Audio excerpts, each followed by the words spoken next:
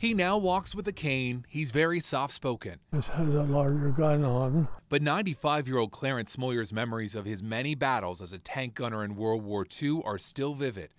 I always used to say, you gotta fire quick and straight. This tank at the American Legion in Gilbert was a spot for us to meet the veteran who has quite the war stories that few have heard. That's about to change through this book, Spearhead. Did you know how special your story is? I knew there was a story there, but they could do a good job. They do a good job. By they, he means New York Times best-selling author Adam Makos. Clarence's story is so incredible because he did act of heroism after act of heroism, and it just kept going and going all the way up to the last days of World War II. The Pennsylvania Road links Makos and Smoyer. The author grew up in Montoursville. The veteran is from Lehighton. One of Makos' friends from Lehighton pushed him to talk to Smoyer. So Pete stayed on me for 10 years, saying, interview Smoyer, interview Smoyer. Finally, one day I went and did it, and I said, oh my God, one of the best stories of World War II has been sitting right in front of me. Not only did Smoyer have a compelling story to tell, but there was film footage of Smoyer and his tank crew in action. A tank crew that included another Pennsylvania connection, John DeRiggi from Scranton. Their tank led the 3rd Armor Division, known as Spearhead, into the battle to take the German city of Cologne to help bring an end to the war in Europe. Smoyer remembers the order. Gentlemen, I give you Cologne. Let's knock the hell out of it. And we did. And a lot of that was thanks to Smoyer, DeRiggi, and America's brand new powerful Pershing tank. They came upon the highly feared German Panther tank, and Smoyer took the key shots in what's considered one of the war's legendary tank duels. Smoyer fired first, the Germans forced to flee their burning tank. I pulled my gun over, fired once. I hit him. I knew I hit him. He took out that Panther in the shadow of one of Europe's iconic cathedrals, helping the U.S. take that pivotal city. It was scary. I was very scared, always scared. News footage of Smoyer's success was sent back home to show the German effort faltering. Really, really thankful, thankful, yeah. It could have been the end for us there if we had not got the first shot off. There's film of Smoyer's involvement in the fight of Cologne, but this came after he lost many friends in other battles across Europe. He's fighting in the Battle of the Bulge. He's the first tank through the West Wall. He's leading the way through the city of Cologne. And then at the end, he's attacking the Nazi Fort Knox, battling tank on tank up to the last day of the war. Sometimes you must be amazed that you survived all this. Yeah. Somebody was riding with me. Somebody was going along with me, surely. And the horrors of war have been with Smoyer ever since, leading him to reach out to one of the German soldiers in one of the German tanks on that day in Cologne, even traveling to that city all these years later to meet Gustav Schaefer. I said to him, the war's over, we can be friends now. Yeah. A move by Smoyer actually saved that German's life, shooting at a building instead of Schaefer's tank, the crumbling building disabling the Nazi tank, but saved that crew, saved Schaefer. I said to him, maybe I'll see you again someday. Yeah, in Himmel, in heaven he's going to be. Shortly after that he did pass away, and I guess he's paving the way for me up there, saving the spot for me, I hope. Of all the memories those one-time enemies share from Cologne, one really haunted the American and the German. Both shot at a car fleeing the battle zone. Both saw a woman fall out of that car. Both feared for decades that they killed her. Both were haunted by images of soldiers having to move on, leaving her behind to die. But they convinced each other she was a victim of war, not them. This film had them replaying that in their minds for years. You watched it much? I've seen it a lot of time. I've seen it a lot of time in my dreams. Probably more in your dreams. Yeah. Now, Corporal Smoyer's war horrors and triumphs are preserved in print. Makos and Smoyer on a book tour promoting Spearhead, sharing Smoyer's historic story with the world. It's my home away from home. And Mako surprised Smoyer at the book release party in Harrisburg with an actual Sherman tank outside, similar to the one the tank gunner spent much of the war cramped inside, where much of the Spearhead story plays out. Well, I want to drop you into the tank with Clarence Smoyer. You are on his crew. You're seeing what he saw. Smoyer will sign a lot of these in the coming weeks. It was a true honor to have this humble hero sign one for us. Best part is knowing that he got to hold it. He gets to have his time in the spotlight. Now his friends and neighbors get to find out what he actually did all those years ago, and that we've had a great hero living in our midst the whole time. Do you feel like a hero? I'm still the same old guy.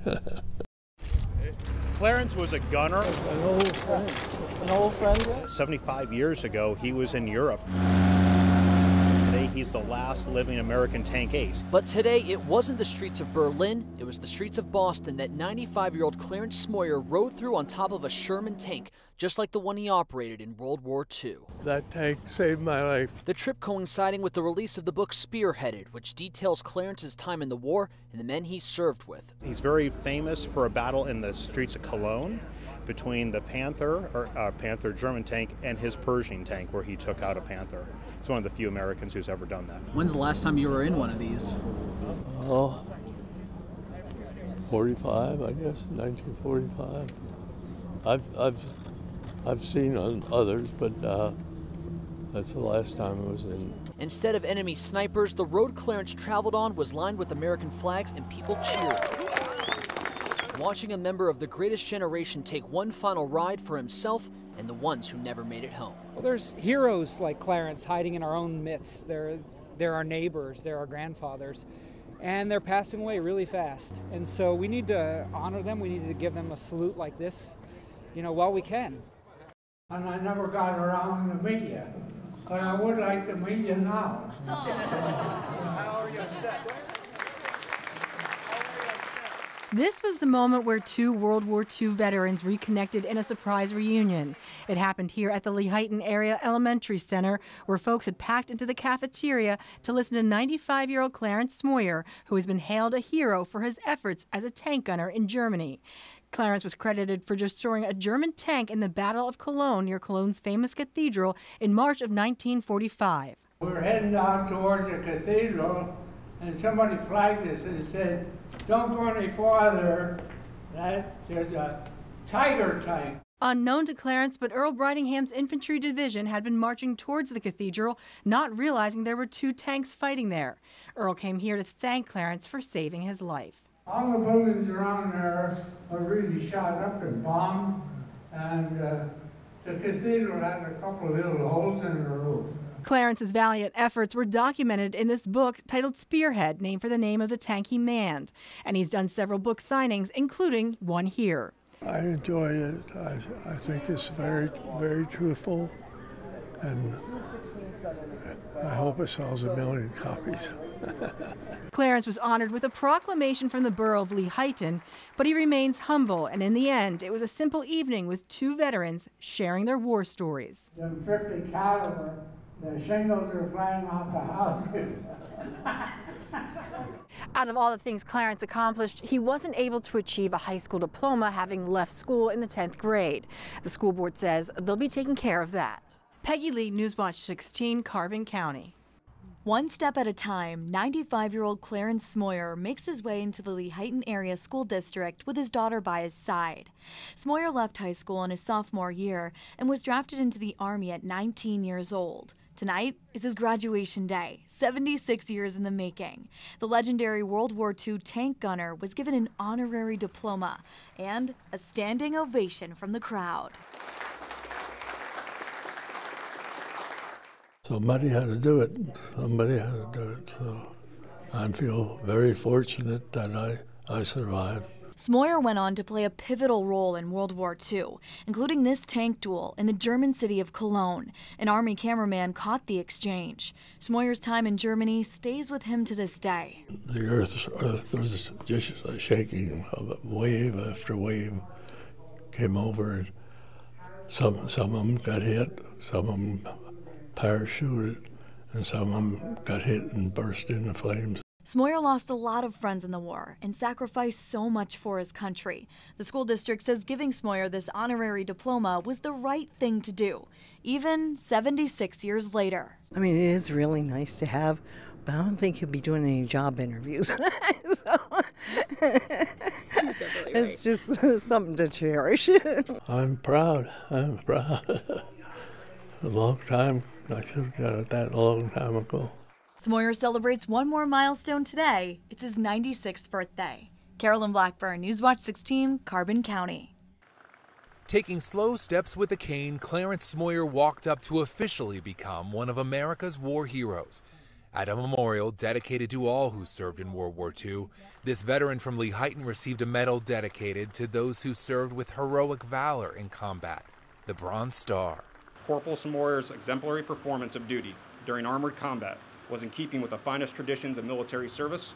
Smoyer was also reunited with his old war family, two who were part of his tank crew. With a combined 5 Bronze Stars, you will be possibly our most decorated tank crew of World War II. This all came about through the efforts of Montoursville native author Adam Makos. Adam told Clarence Smoyer's story through the recent best-selling book Spearhead. He shared how Clarence and his tank mates led the way through battles in Europe. Film even captured one of Smoyer's pivotal shots, helping the Allies win the vital Battle of Cologne. Clarence and his comrades victorious back then. Now, even a replica tank crew part of the ceremony, as men in their 90s still remember every detail. He said, "Gentlemen, I give you cologne. Let's knock the hell out of it." And we oblige. And this day wasn't just for the living tank crew. Those no longer with us were honored too, including John DeRiggi of Scranton, his son accepting his Bronze Star. It's such an honor. He was always my hero, but this is just the icing on the cake. All this was arranged as a surprise for Smoyer, who thought he was just visiting as a tourist. Breathtaking. It was wonderful, beautiful, great. It's a happy day for me. It was literally historic to see the Army go back almost 75 years to correct a mistake and give our guy the recognition he's due. I mean, this was a dream come true. Corporal Smoyer is now officially a hero, but one still thinking of others. Well, it's great. I said, I'll wear that and as a remembrance to all the young boys that were killed during the war. The surprise for Clarence here at the World War II Memorial was just the start. There's another surprise coming, going to the White House, meeting the President of the United States, getting a thank you from the Commander-in-Chief himself. John Meyer, Newswatch 16 on the Pennsylvania Road at the World War II Memorial in Washington.